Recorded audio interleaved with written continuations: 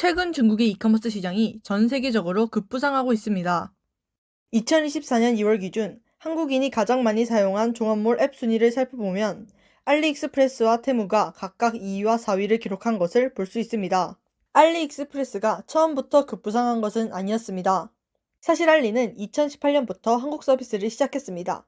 하지만 배송 기간이 한 달 정도로 길다는 점 때문에 국내에서는 이용하는 사람들이 많지 않았습니다. 알리는 이를 보완하기 위해 한국과 가까운 중국 산둥성의 도시에 전용 창고를 만들어 배송 기간을 획기적으로 단축하기 시작했습니다. 이 덕분에 소비자들을 쉽게 유치할 수 있었습니다. 실제로도 알리는 이런 방법을 통해서 2022년 200만 명대였던 월간 이용자 수를 2023년 1년 만에 600만 명까지 늘릴 수 있었습니다. 알리가 이런 짧은 시간 안에 많은 고객을 유치할 수 있었던 이유는 배송뿐만이 아닙니다. 해외 직구를 할 때는 프로필 사진을 마동석 사진으로 하면 좋다 라는 일종의 유행을 놓치지 않고 마동석을 알리의 모델로 기용하여 소비자들로 하여금 친숙감을 느끼게 만들었습니다. 또 알리는 K-메뉴를 만들어 국내 업체의 상품을 입점시켜 신뢰도까지 높였습니다. 이러한 행태를 보아 알리와 테무는 한국을 집중적으로 공략하고 있다는 것을 알 수 있습니다. 그렇다면 알리는 왜 한국을 선택한 걸까요? 한국은 전 세계에서 이커머스 점유율이 5번째로 높은 국가입니다. 이는 곧 인터넷이나 전자적인 방법을 통해 상품을 사고 파는 시장이 매우 넓다는 것을 의미합니다. 4위인 일본과 0.5% 정도의 극미한 차이가 나지만 실제 국민 한 사람이 전자상 거래에 쓰는 돈은 우리나라가 일본의 2배입니다. 이처럼 이커머스 시장에서의 소비가 다른 나라에 비해 매우 많기 때문에 알리나 테무 같은 온라인 쇼핑 기업의 입장에서 한국은 사업을 확장하기에 아주 적합한 국가인 것입니다. 게다가 한국은 다른 나라들에 비해 택배 체계가 촘촘하게 갖추어져 있고 산둥성에 위치한 알리의 물류센터가 우리나라의 인천과 가깝습니다. 중국 입장에서는 수송비나 배송비 부담이 매우 낮다는 장점을 가지고 있는 것입니다. 전 세계의 뜨거운 K 열풍 또한 두 기업이 한국에 집착하는 이유 중 하나입니다. 최근 관세청에 따르면 지난달 라면 수출액이 처음으로 1억 달러를 돌파했다고 합니다.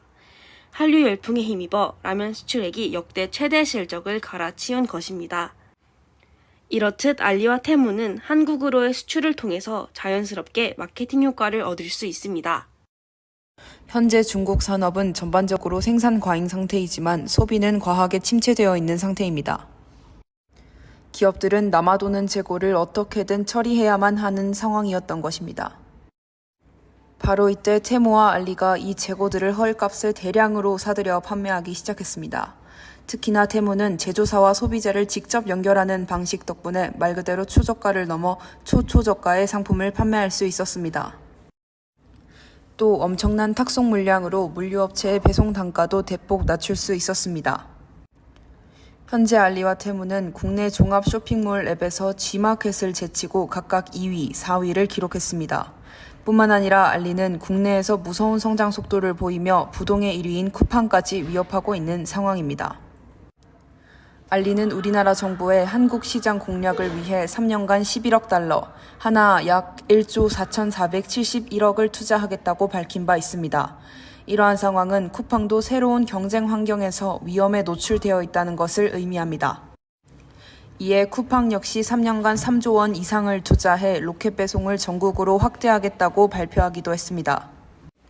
치열한 이 경쟁에서 중국 시장이 우리나라 기업에 비해 유리한 부분이 하나 있습니다. 바로 관세를 거의 내지 않는다는 것과 KC 인증을 받을 필요가 없다는 점입니다.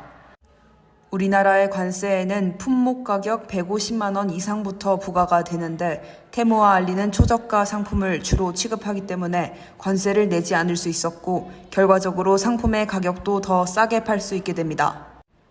게다가 해외 직구 상품은 국내의 엄격한 KC 인증을 거치지 않아도 되기 때문에 품질에 대한 압박이 없어 저렴한 가격으로 판매할 수 있는 것입니다.